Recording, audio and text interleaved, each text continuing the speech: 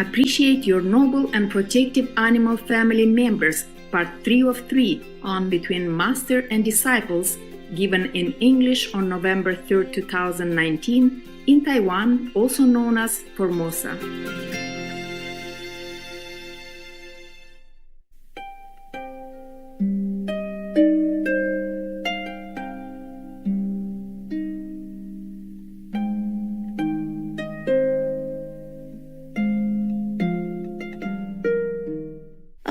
So small dogs and only 3.5 years now. Understood everything. In English, huh? They are Thai dogs. They understood everything day one already. Day one, they understood me already when I was only 1 month plus old. And then now they, of course, very, very, very obedient. And one dog is so smart. He's the most zealous of all, but he's so smart. He wanted to be leader of the whole group, but the other black girl did not let. So she lead the black group, he lead the white group. So we call it one black group, one white group. It's like that. And he's so smart, absolutely smart. I never teach him to shake hands with me. But whenever he come in, he shook my hand. Or whenever I take out the bone, I say, shake hand first, and immediately he shook my hand. And if I tell him to sit down, he sit. I never taught him. I mean, normally you have to train for a while until they do that. No, he trained himself, all by himself. He lay down, he sissy-sassy all by himself, and I tell him, get up, don't make any more theater. And then he get up and I go somewhere in a corner somewhere. I say, I have to work now. I don't have time to rub your belly. Later, okay? And then he just kind of embarrassed and then left, go in the corner in his bed or whatever. And sometimes I feel sorry. I said, okay, come here. I just rub 2 seconds, okay? No more, all right? You know I'm very busy, right? And then he don't demand. He just licked my hand to tell me that he understood. And then the smaller one, whenever I come, she kisses me all over from the head to the toe. Yeah. First she licks my toes.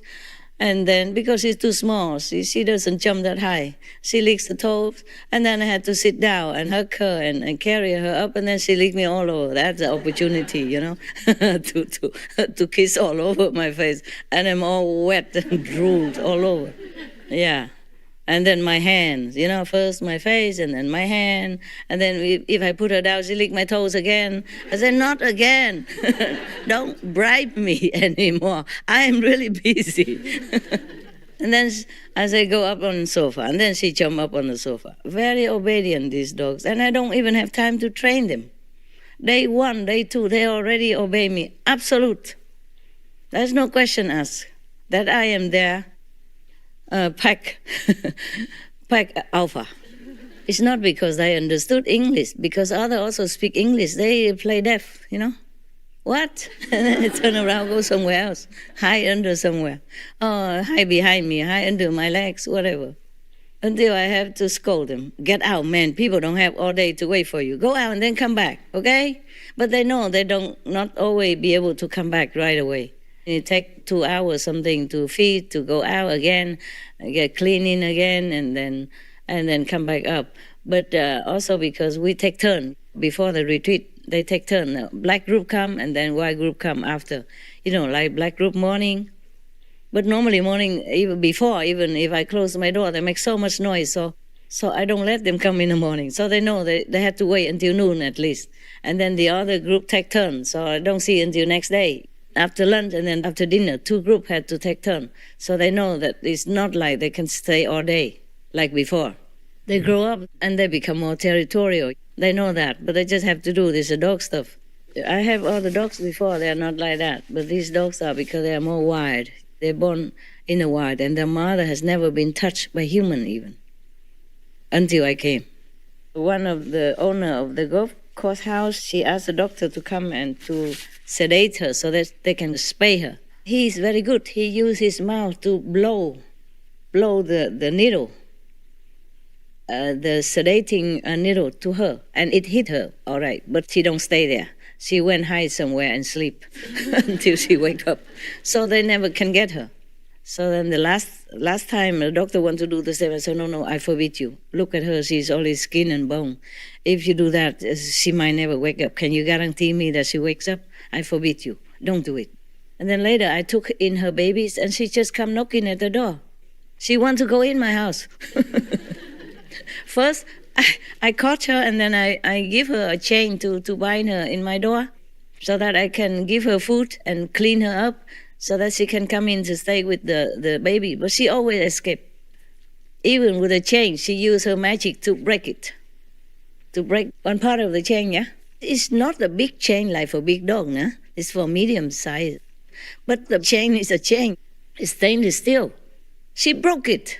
She broke the part because we put it next to her neck so she cannot bite. So the only thing, she broke it by magic. And then she left like that. I said, okay, you're not coming anymore. You went out, eat garbage, and then you will give the dog, your baby, some sickness or problem. I won't let you in anymore. But then she came wagging tail, begging, crying. I said, are you really ready to come in? Because you come in, I will clean you and then we inject you and then you cannot come out anymore until you're more used to with the humans and then you don't make trouble. Then she did not. And just a few days later, I can carry her everywhere already on my shoulder. Yeah. And she stay, yeah. And even if I let her in the garden, she come back. She doesn't run to the wild anymore. Because she knows, I say there are food in the house and the clean water. You have to take care so that your baby won't get sick by your infecting them. You are strong. You may have good immune system, but your baby are young, cannot. So she did listen. And she is now the worst of the pack. Every time she come in, she cried the loudest, she jumped the highest, she even spoke English just to say sorry that she has not behaved or she thought she might misbehave or something. She says she's sorry. If she did something wrong, she's sorry. I said, no, you did nothing wrong. Just I need to be alone, to be on retreat. I did not abandon you because you did something wrong. Even if you did, I would forgive you. I never abandoned you. If you did something wrong, you're just a dog. She's even desperate. So she spoke English. She never did before. No other dog so desperate like her. Before, she don't even want to see me. If I come out of the balcony, she run away. Later, I have her baby, so she come run around the house, and later she has to come knocking by herself at my door. And now she is the most, sticking around dog from the whole group. She loves me the most. She's more grateful, and she's one of the one that fought for me. Fought with the negative power, and then she got wounded like that. And the negative used the other dog stronger, and more zealous to attack her instead. Yeah, that's how it happened.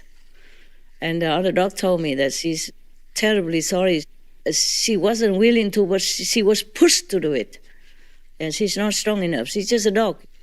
And the other power is stronger.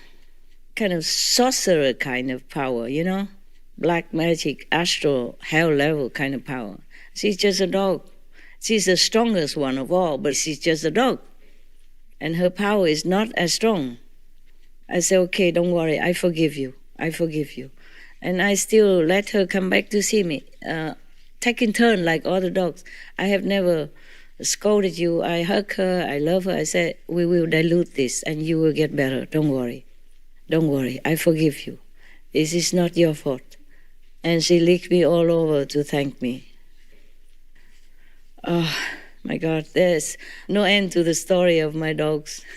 I'm telling you some so that maybe you appreciate your dogs more. Or the outside people that won't kill dogs anymore.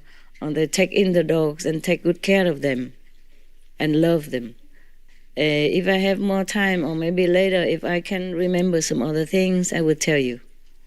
The things that they do, they're all very protective, all very protective.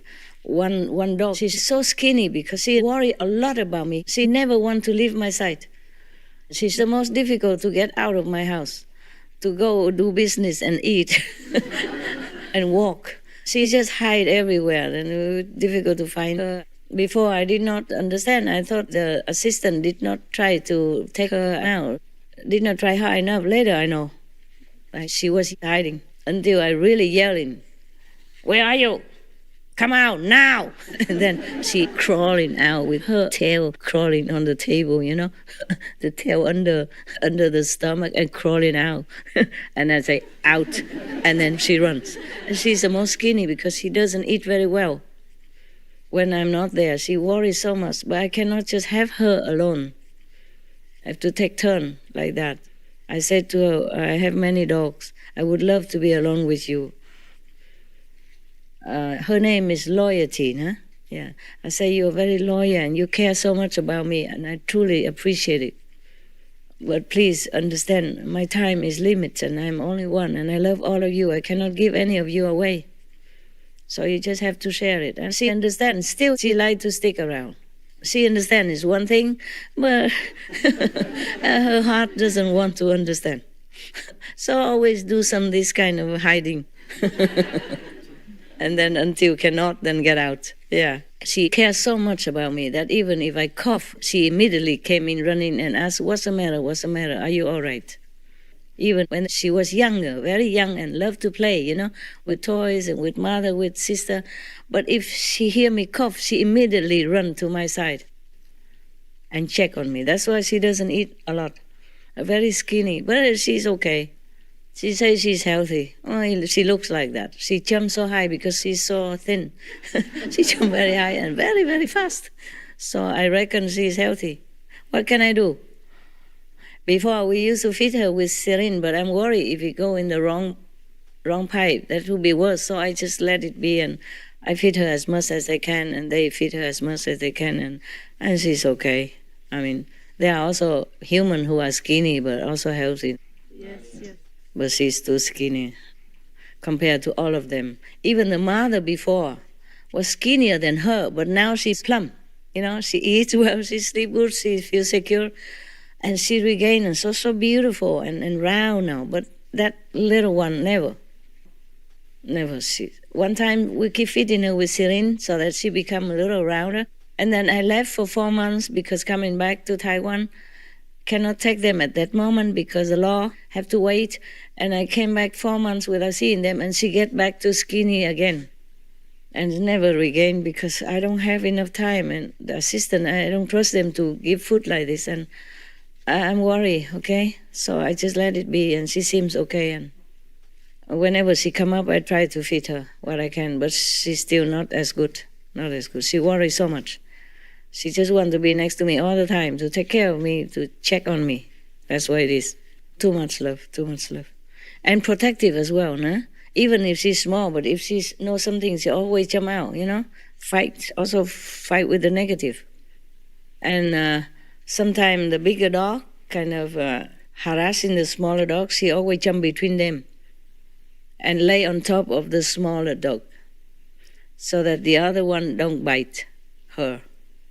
The smallest one always have trouble with other dogs, some of them. But this one, she always jump on top of her and protect her all the time. When some of my, like maybe a guard or someone come in, or a stranger, the one who doesn't take care of them, they only trust me and the caretakers. If a good one. If not good one, they would tell me that is no good. Yes. Not because I discriminate, but because if they continue to stay, they will make a bad energy and the dog will fight. I saw that many times, so I had to let some of the people go. And if somebody come in, another zealous dog barking at them and kind of very strong, zealously want to threaten them or something, not biting, but threaten, then she always run around that person or in front of that person to protect, to tell the other one, stop it, like that. Not only she protects me, she protects other dogs and other beings, other humans as well. The other are more zealous because they are a leader, and they want to protect me.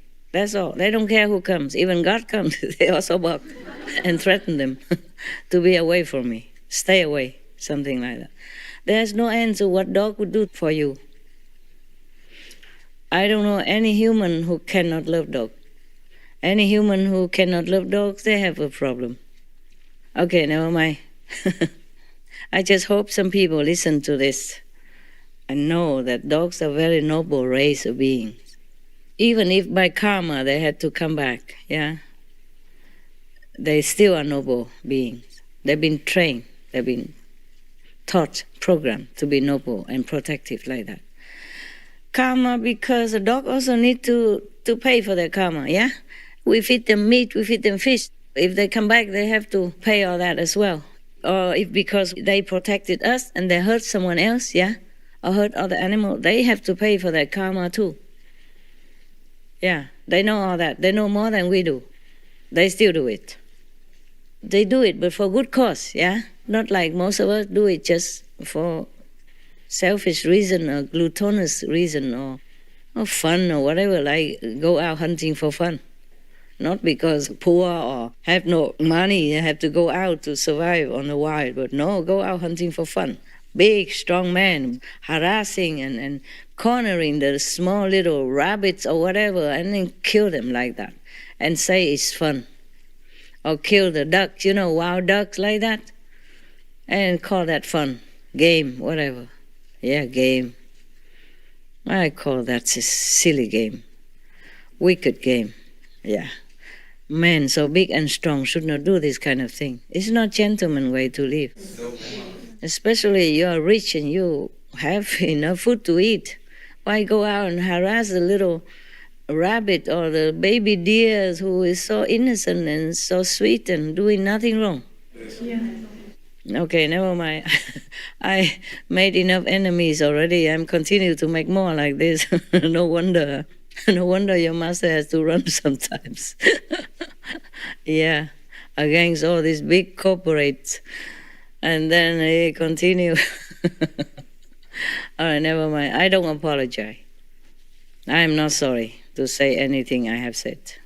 I could say more even, but sometimes they edited my talk, Yeah, they don't let all this coming out. Okay, whatever. Yeah, whatever. Okay, if you don't have anything to tell me or question me, then I take leave from you. Until next time. Thank you so much, Master. We love you, Master. You are number one to us also, Master.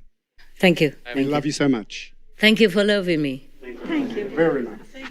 Thank you for being good human beings. We try, Master. Thank you for practicing well. And thank you for supporting me mentally or any otherwise to help human beings and the planet and the animals. I thank you all for every little thing you do. To have Supreme Master Television, to help my mission, to help save the planet, to help save the world, to help save humans and animals. I deeply thank you. Thank you. God bless you. See you next time.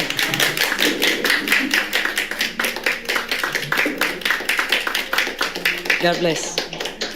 So long, eh? Thank you so much. Love you. Love you. Love you. Forever.